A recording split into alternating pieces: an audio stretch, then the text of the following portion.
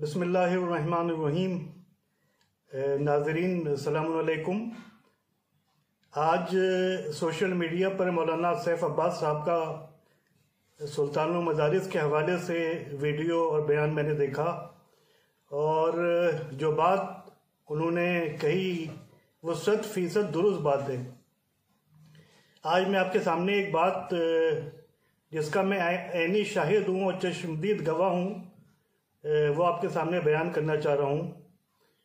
मुझे याद नहीं है सन गालिबन 2000 के आसपास का कोई साल था, 2001, 2002 या 2003, मुझे ये याद नहीं आ रहा है, हाफिज़े से मेरी बात निकल गई है। लेकिन इसके अलावा पूरा वाक़या मुझे याद है कि रात के तकरीबन 10 बज रहे थे और हमारे घर जौहरी मोहल्ला, उसमें उसकी बेल बजी, डोर बेल बजी और वालिदे मरहूम मौलाना डॉक्टर कल्बे सादिक साहब उस वक्त कुछ मुतालिया फरमा रहे थे। तो मैं देखने गया तो मैंने देखा कि KGMC, जो ज़माने में KGMC था, अब तो मेडिकल यूनिवर्सिटी बन गई है, उसके जो प्रिंसिपल डॉक्टर KM सिंह साहब, जो KK हॉस्पिटल उसके एक फाउंडर भी थे, वो खड़े हुए हैं। वो वालिदे मरहूम से मिलने आए थे रात के 10 बजे। तो मैंने आकर वालिदे मरहूम को बताया तो उन्होंने हैरत से पूछा कि इतनी रात को क्यों मिलने आए हैं, बहरहाल उनको ड्राइंग रूम में बिठा दो। तो मैंने डॉक्टर KM सिंह साहब को अपने ड्राइंग रूम में घर के बैठाया और कुछ देर वालिदे मरहूम से वो गुफ्तगू करते रहे और उसके बाद वो असल मुद्दे पर आए। और मैं इस बात का ऐनी शाहिद हूँ और चश्मदीद गवाह हूँ और ये वाक़या और ये बातचीत मेरे आंखों देखी भी है और कानों सुनी भी है। तो उन्होंने फरमाया कि उन्होंने कहा, डॉक्टर KM सिंह साहब ने, कि KGMC के लिए हम लोग सुल्तानुल मदारिस को चाह रहे हैं, हम लोग KGMC का एक्सटेंशन करना चाह रहे हैं। उसके लिए KGMC जो है वो सुल्तानुल मदारिस को लेना चाह रही है, उसकी ज़मीन जो है उसको लेना चाह रही है और मदरसे को कहीं और शिफ्ट कर दिया जाएगा। उसके बाद डॉक्टर KM सिंह साहब ने कहा था कि इस सिलसिले में आपसे गुजारिश है, आपसे निवेदन है कि आप कोशिश करिए और दूसरे जो धर्मगुरु हैं, आपके प्रोमिनेंट रिलीजियस लीडर्स हैं, उनको इस बात पर राज़ी करिए। तो उस वक्त मैं मौजूद था। तो वालिद मरहूम ने फरमाया कि आप मुझसे उस मदरसे को लेने की बात कर रहे हैं, हालांकि जो मेरे फादर थे, जो मेरे पिताजी थे, उनकी वसीयत मौजूद है और उस वसीयत में उन्होंने हमसे भी और मेरे भाई हज़रत मौलाना कल्बे आबिद साहब काबासरा से ये ताकीद की थी कि देखो, हर हालत में सुल्तानुल मदारिस की हिफाजत करना, हर हालत में सुल्तानुल मदारिस की हिफाजत करना, ये उनकी वसीयत थी। तो डॉक्टर KM सिंह साहब चले गए।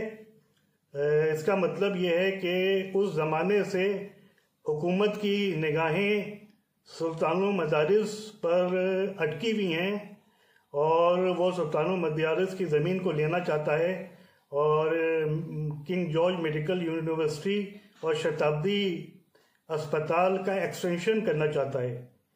लेकिन देखिए, बात ये है, मैं साफ बात कहूँगा, कुछ लोगों को बुरी लगे, कि मसला ये है कि हमारी कम्युनिटी और हमारी कौम इस कदर ग्रुप बंदियों में उलझ कर रह गई है और पार्टी बंदी का शिकार हो गई है कि हम लोगों को कामयाबी नहीं मिलती। आप देख लीजिए, किसी मकसद में हम लोगों को कामयाबी नहीं मिल रही है। उसकी वजह यही है कि जितने मौलाना हैं, चाहे वो छोटे मौलाना हो चाहे वो बड़े मौलाना हो, सबका अपना एक ग्रुप है। अब ये बात दूसरी है, किसी के ग्रुप में 10 लोग शामिल हैं, किसी के 100 शामिल हैं और किसी के ग्रुप में 10,000 शामिल हैं। तो मेरी हाथ जोड़कर गुजारिश है कि कम से कम कौमी मसाइल में, जो अहम कौमी मसाइल हैं, उसमें हम आपसी इख्तिलाफात को छोड़कर एक टेबल पर आएँ, एक प्लेटफॉर्म पर आएँ। अगर हम एक प्लेटफॉर्म पर नहीं आए तो इसी तरीके से हमको नाकामयाबियाँ मिलती रहेंगी जैसे मिल रही हैं। पहले भी उलमा में इख्तिलाफात होते थे, कुतबा में इख्तिलाफात होते थे, लेकिन जब वक्त पड़ता था तो सब एक टेबल पर आते थे और पूरी संजीदगी के साथ बात करके एक लाए अमल तय करते थे। लेकिन अब इस चीज़ का फुकदान नज़र आ रहा है।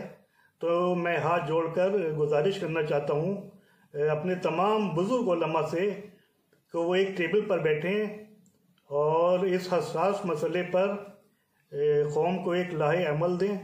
और जहाँ तक मेरी बात है, मैं अल्लाह को हाजिर और नाजिर जानकर ये बात कह रहा हूँ कि मेरी हकीकत क्या, मेरी हैसियत क्या, लेकिन सुल्तान मदारिस को बचाने के लिए कोई भी कोशिश होगी तो उस पर ज़मीनी हैसियत से मैं काम करूँगा और आगे आगे रहूँगा। लेकिन गुजारिश है कि इस मौजू पर और इस हसास मसले पर सब एक हों।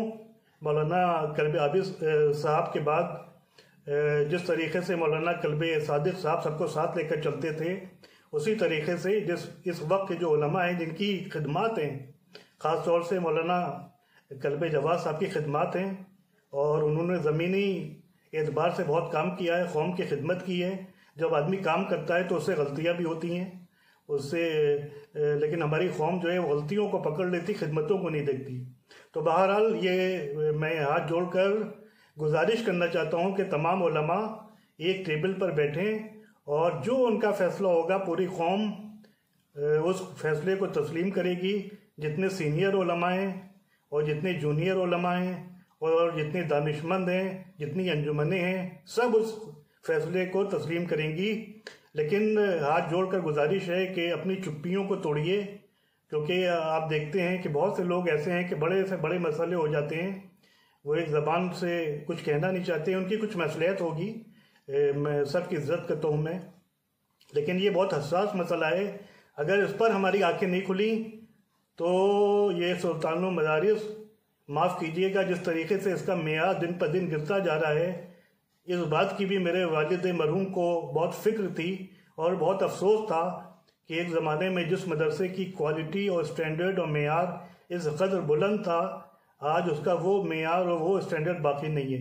बहरहाल इंशाल्लाह मेयार तो ठीक कर लिया जाएगा, लेकिन पहले हम सबको इस मदरसे को बचाना है।